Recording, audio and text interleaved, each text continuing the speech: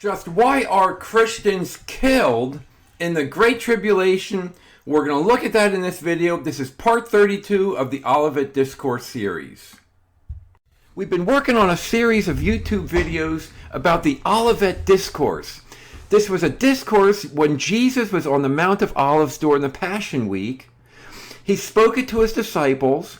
The prophecy had to do with the destruction of the temple in Jerusalem. Not one stone would be left upon another. The disciples, of course, had two questions. When will these temples buildings be destroyed? And secondly, what is the sign of the end of the world and the second coming?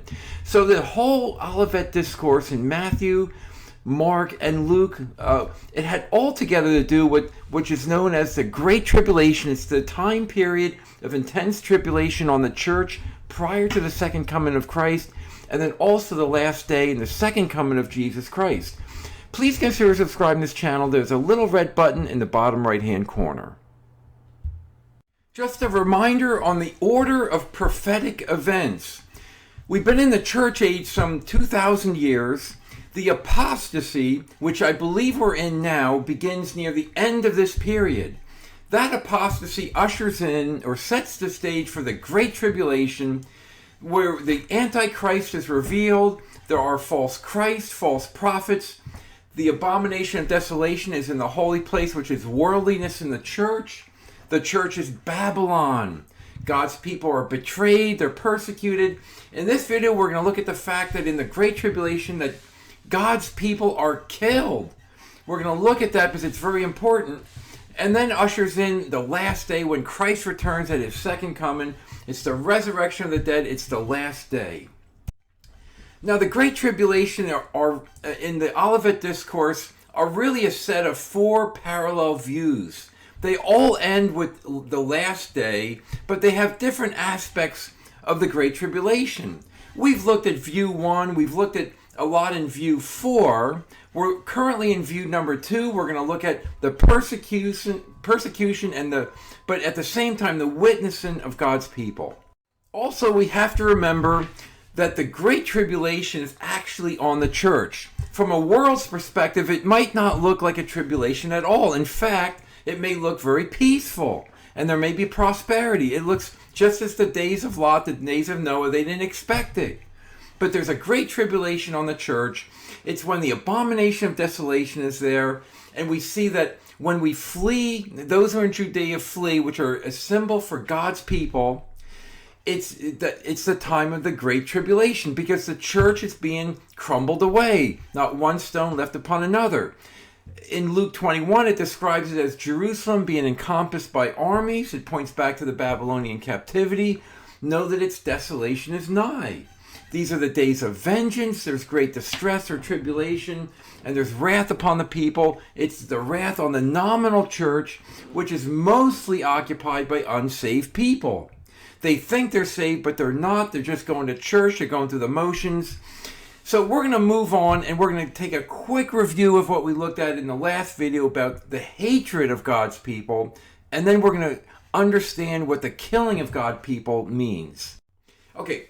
In the last video, which I'll tag on this slide, we saw that the hating of God's people occurs in the Great Tribulation. Hatred is the opposite of love. Some people don't realize it or don't believe that. They think hatred's something different, but it's the opposite of love. God's people are not treated with love in the Great Tribulation church, Babylon. The unsaved people, in fact, hate Jesus Christ and his people. They don't like the light because their deeds are darkness. Oh yes, they may be called Christians, but they don't have that love of Christ. And they end up persecuting those in the church that are true Christians, that are trying to bring the light of the gospel. Their deeds are evil, they're darkness. So this hatred results in persecution, all type of insults, threats, separation, reproach, defamation. And as we're going to look in this video, it ultimately leads to spiritual killing. The Bible teaches us when one is hated, they actually are being murdered. And that's a spiritual murdering. The killing of the Great Tribulation is not a physical killing. It's a spiritual killing. It's spiritual murder because they're separated and they're isolated. And that's no different than having a dead body that you put away. Note 1 John 3:15, a very important verse. Whosoever hates his brother is a murderer. Not a physical murderer, a physical killer. It's a spiritual murder. And you know that no murderer has eternal life abiding in him.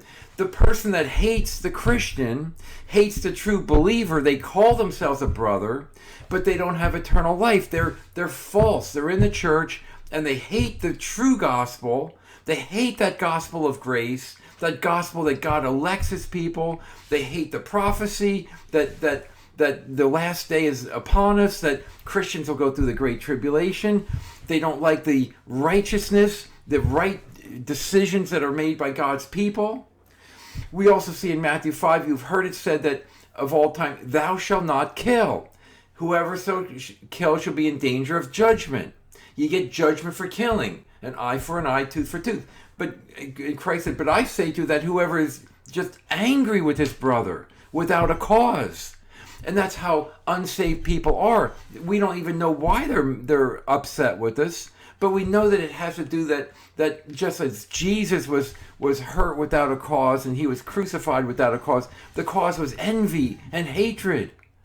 So people that are just angry with their brother, they are in danger of judgment, because being angry with one's brother and hating them is spiritual murder. Christians are killed when people are angry at them for the gospel's sake. And we just remember the verse in John 15 where Jesus said, they hated me without a cause. And Jesus ultimately was killed physically by the Jews of the day, which was the church of the day. Let's now look at passages in the Olivet Discourse which talk about Christians being killed. And we're going to see other verses in the Olivet Discourse that not a hair of their head will perish. So we know it's not physical killing, it's spiritual killing. Matthew 24:9, they shall deliver you up to be afflicted. That word afflicted there is tribulation, thlipsis, and kill you. They're going to afflict you and they're going to kill you. The Great Tribulation is on God's people that are in this church that's being crumbled away, not one stone upon another. God's people are caused to flee. They're being silenced. They're being thrown out of the churches. And you shall be hated of all nations for my name's sake. That word kill there, apokatino, literally means away, slay. And that word away there, apo is the prefix that says put off, put away. That's what they do. They put them away. Killing involves the sending off of the person by death. When a human body dies, it's essentially put away. It's separated from living people. It's put in the ground or it's incinerated, cremated, but it's sent away. And also that word apokateno, which means to away, slay, kill away, it occurs 75 times, but 15 of those are in the book of Revelation. And we're going to see a slide coming up that talks about all the spiritual killing that goes on in the book of Revelation.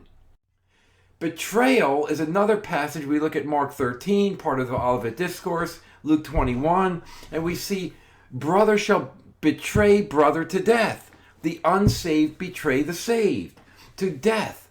And the father, the son, and the children against their parents and shall cause them to be put to death. There's killing in the church. And again, this is not physical killing. Prophecy is symbolically written. It's spiritually written. Look at the Old Testament. Look at the book of Revelation. It's got spiritual, symbolic meaning to it. We are spiritually put to death. We are betrayed and we're put to death. That word betray there, by the way, paradidome, means near given. It means to be apart from somebody. You give people away on the side. It occurs many times. 10% of the times it occurs in the Olivet Discourse. It's a heavy subject in the Olivet Discourse. It's also translated as to be delivered or delivered up. It's the same Greek word paradidome. And we're going to have a whole video on this thing about being delivered up. We're going to look at that in an upcoming video, so you may want to subscribe to this channel. But deliver, delivered up, and betray, it's actually the same word. And again, we'll look at that more in an upcoming video. Okay, death. We see that in the Olivet Discourse that people are killed, they're put to death. But then we have other verses right around there that says, he that shall endure to the end, the same shall be saved. We're dead, we're spiritually killed, but we still endure. It's not like we're physically killed and we go to be with Christ in heaven. No, we're spiritually killed. We're put away, we're sent away. Killing and death are symbolic terms, not only in the Olivet Discourse, but also in the book of Revelation. And they that endure unto the end points to the last day. What shall be the sign of thy coming and the end of the world? That's pointing to the last day. Matthew 24:14, the gospel of the kingdom shall be preached in all the world for a witness unto all nations, and then the end will come. If they're physically killed, how can they preach the gospel? No, they're spiritually killed. They're isolated from the church. They're pushed away from the church. But God's people go out there and they have more energy to go spread the gospel. They're a faithful witness to the ends of the world. And then the end will come. So we see that this is spiritual killing, not physical killing. Another passage we see in Luke 21 about being betrayed and put to death. You should be hated of all nations. And the last in verse 18, but there shall not a hair of your head perish. Not at all, not be destroyed, because we're not being physically killed. We're being spiritually killed. Not a hair shall perish is a symbol for the fullness of God's salvation. Even the small hair on our head will not perish. God will save to the uttermost extent. The very hairs of our head are all numbered. Fear ye not therefore. Again, this thing about not a hair perishing, it's pointing to this as spiritual killing, and it creates an opening for spreading the gospel. Now we're going to go a step further and just think about when we're spiritually killed, what's actually happening. And we know we're betrayed, we're hated, but the spiritual killing, when a physical body dies, we know what happens to that. So let's go a little bit further and understand what spiritually being killed means. We see, for example, in Psalm 115, the dead praise not the Lord, neither any that go down into silence. When we're spiritually killed, the goal of that in the church, when we're hated in the church, we're persecuted, we're sent off because people want to silence us. They don't want the light. They live in darkness and they don't want to hear the light of the truth. They don't want to hear about the gospel of grace. They don't want to hear about election. They don't want to hear about prophecy and the Christians will go through the Great Tribulation. They just want to think existentially. They want to think about the here and now. I want a nice sermon from the pastor. Maybe I can learn something and I can go apply it to myself today. Make myself a better day. Reach my destiny. Get a job promotion. Do this, do that. Have more fun. Enjoy the great music. No, so God's people are silenced because they don't agree with that. Psalm 94, unless the Lord had been my help, my soul had almost dwelt in silence. Physical death, when one physically dies, that body is now silenced. They go down to the grave in silence. Now, of course, Christians go to heaven to be with Christ, but the dead body goes down to silence. Psalm 28, a psalm of David, unto thee I cry, O Lord, my rock, be not silent to me, lest if thou be silent to me, I am become like them that go down into the pit. Physical death has altogether to do with silence. It's about silence in the gospel. They're put away in graves. When we die, people die. In the Bible, they were put away into graves or pits. Psalm 28 again, if thou be silent, I became like them that go down to the pit. Being put away, put down into the pit. Get away from, the church doesn't want you there. They want you to leave, or they want you just to sit there very quietly like a dead person. They don't want you to question things. They don't want you to speak out. They want you to be quiet and just give them your money. Psalm 6, for in death there is no remembrance of thee. In the grave who shall give thee thanks? They were put away into the grave. Psalm 30, what profit is there in my blood when I go down to the pit? Shall the dust praise thee? Shall it declare thy truth? They want you on the side. They don't want to hear from you. They don't even want to see you. Death symbolically means to be silenced and separated. Silenced and separated, and that's what it means to spiritually kill somebody. Okay, we also take a quick look at John 16, verse 2. Death is a place of silence, to be put away. And we see in John 16:2, they shall put you out of the synagogues. Yea, the time comes that whoever kills you will think that he does God's service.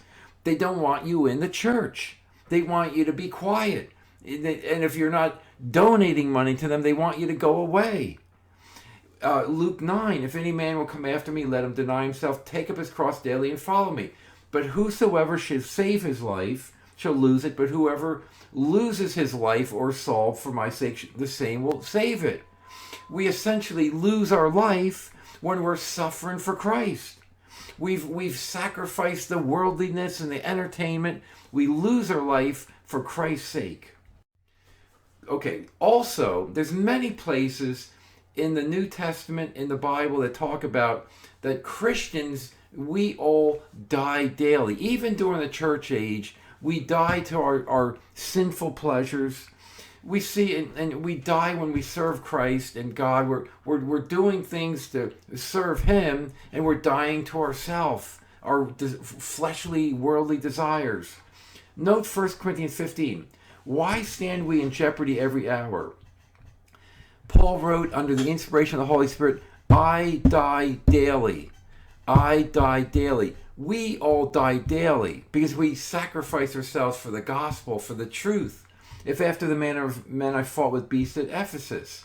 And that word jeopardy there, by the way, it's kindenoio, to be in danger, to be in peril. We as Christians are in peril because the world doesn't like us. Sometimes we're going out in the world, they don't know what we believe, and you function in the world. But as soon as you open your mouth, and it's the same as how it's going to be in the Great Tribulation church, you're in peril, you're in danger. We see 2 Corinthians 11, and journeys often in perils of water and of robbers.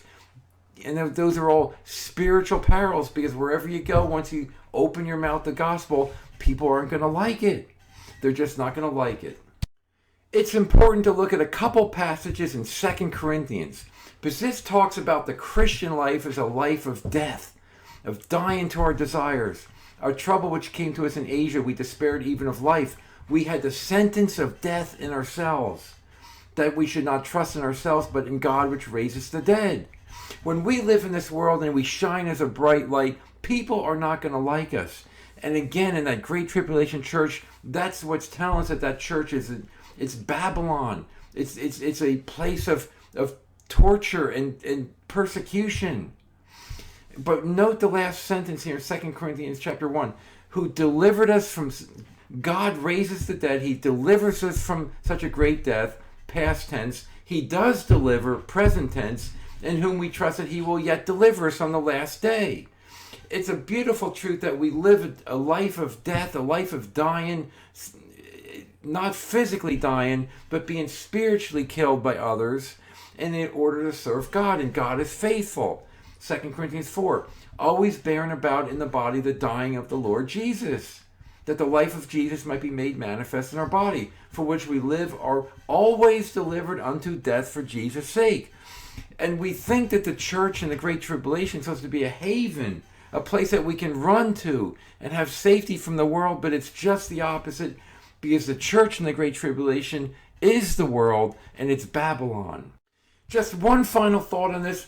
We are killed all the day long.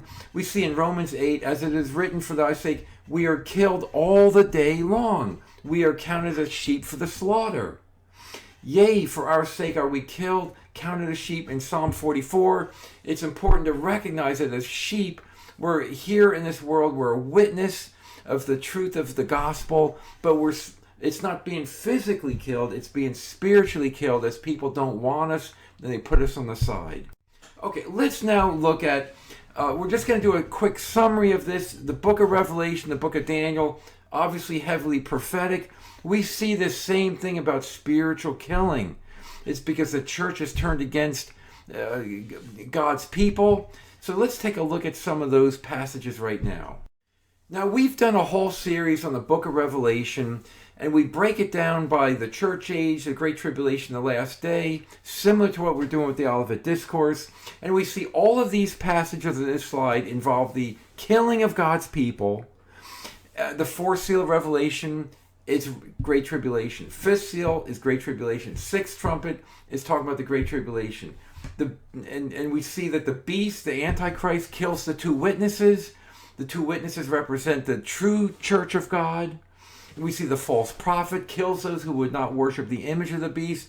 The image of the beast is the false church. It's Babylon. It's the image of Christ.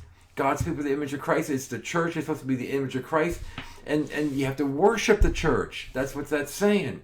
The blood of the saints are in Babylon. So we see all of these passages have to do with the same theme of spiritual killing of God's people. And it's very much in the book of Revelation. Please consider looking at our series on that. Find the things that you're interested in and study, because the Bible is beautifully harmonious and all the verses relate to one another.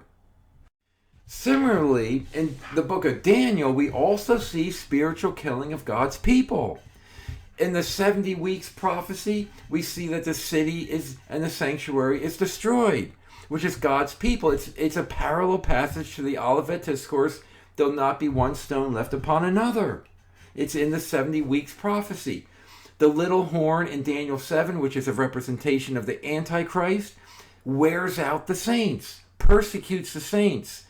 Daniel 8, the little horn of Daniel 8 is also a symbol of the Antichrist during the Great Tribulation. The place of the sanctuary was cast down. That's the church being destroyed by the worldliness that's in it. Destroy wonderfully the mighty and holy people. Daniel 11, but the people that know their God shall be strong, yet they shall fall by the sword and by flame and by captivity and by spoil many days. We continue to see the spiritual killing of God's people in the book of Daniel. Just a quick summary of this video: the spiritual killing, the spiritual death of God's people in the Great Tribulation. We know it's spiritual because not a head of their hair will perish. It has altogether to do with being isolated and to be moved out of the church. We have to remember that prophecy is written symbolically. The hatred of God's people because they are the light of the world, that's what leads to this spiritual killing. About they don't want them there. They want them to be quiet and put away. It has to do with silencing God's people and separation. If you stay, it's okay, but if you talk, they don't want you there. And it's caused by the Antichrist, because it's the Great Tribulation. It's the beast, the false prophet. They all hate these Christians. The true Christians, they hate. And we also saw in the book of Revelation, Daniel, many examples of spiritual killing. Please consider subscribing to this channel, and thank you very much for watching this video.